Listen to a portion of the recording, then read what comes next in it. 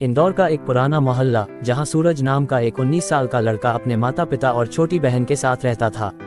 उसके पिता एक प्राइवेट फैक्ट्री में मजदूर थे और मां घर में पापड़ बनाकर बेचती थी। सूरज की पढ़ाई का सपना उस सीमित आमदनी के बीच तैरता एक दीपक था। उसका सपना था सरकारी इंजीनियर बनना, लेकिन हालात उसके रास्ते में दीवार बनकर खड़े थे। सुबह सूरज अखबार बांटता था, फिर कॉलेज जाता, दोपहर में बच्चों को ट्यूशन पढ़ाता और रात को मां के साथ पापड़ सुखाने में मदद करता। और जब सब सो जाते तभी सूरज पढ़ाई शुरू करता था। एक दिन उसकी जिंदगी ने और भी कठोर मोड़ ले लिया। उसके पिता की फैक्ट्री अचानक बंद हो गई। घर में आमदनी का एकमात्र साधन भी खत्म हो गया।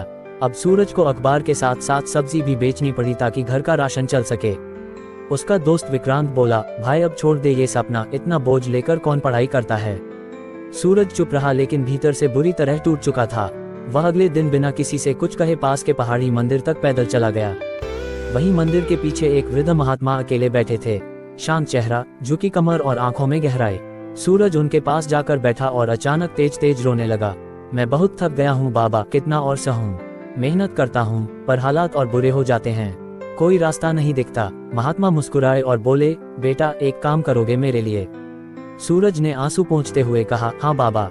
महात्मा बोले, इस पहाड़ी पर उस पुराने आम के पेड़ पर जो कबूतर घोंसला बना रहा है, तुम्हें अगले 10 दिनों तक रोज जाकर उसका घोंसला तोड़ना है।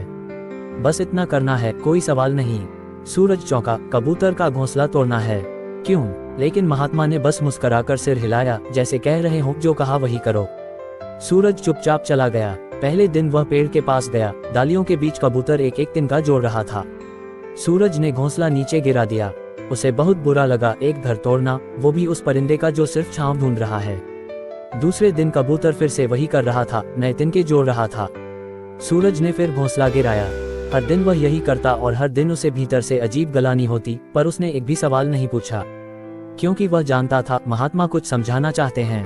10वें दिन कबूतर ने फिर से घोंसला बना लिया था। सूरज घोंसले को गिराने के लिए हाथ बढ़ा ही रहा था, फिर खुद रुक गया। वह वापस महात्मा के पास आया और बोला, बाबा मैं समझ नहीं पा रहा। मैं रोज उसका घर तोड़ता रहा, पर वह रोज फिर से बनाने लगता था। मुझे हर दिन बुरा लगता था, लेकिन मैंने किया क्योंकि आपने कहा। अब बताए इसका मतलब क्या है? महात्मा ने गहरी सांस ली और बोले, यही है मेरी पहली सीख। लगातार मेहनत का मतलब सिर्फ काम करना नहीं होता, बल्कि हर हार के बाद दोबारा शुरू करना होता है। वो कबूतर जानता है कि उसका घोंसला टूट सकता है, फिर भी वो रोज नई उम्मीद से तिनके जोड़ता है, क्योंकि उसे यकीन है जिस दिन सामने वाला थक जाएगा उस दिन उसका घोंसला बच जाएगा। बेटा, दुनिया भी ऐसे ही है। हालात बार बार तुम्हारे सपनों को गिराएंगे, लेकिन अगर तुम कबूतर की तरह रोज फिर से उठोगे तो एक दिन तुम्हारे सपनों का घर भी बनकर रहेगा। सूरज चुप था, लेकिन उसका चेहरा शांत था, जैसे मन की कोई गांठ खुल गई हो। फिर महात्मा बोले, और दूसरी बात, वो समय जब तू सब्जी बेच रहा है, घर चलाने के लिए दिन रात जूझ रहा है, ये भी बीत जाएगा। समय कभी एक जैसा नहीं रहता बेटा। आज तू संघर्ष कर रहा है, लेकिन अगर चलता रहेगा, कल वही समय तुझे सलाम करेगा। बस 2 बातें याद रख, लगातार मेहनत हार को हराती है, और बुरा समय भी हमेशा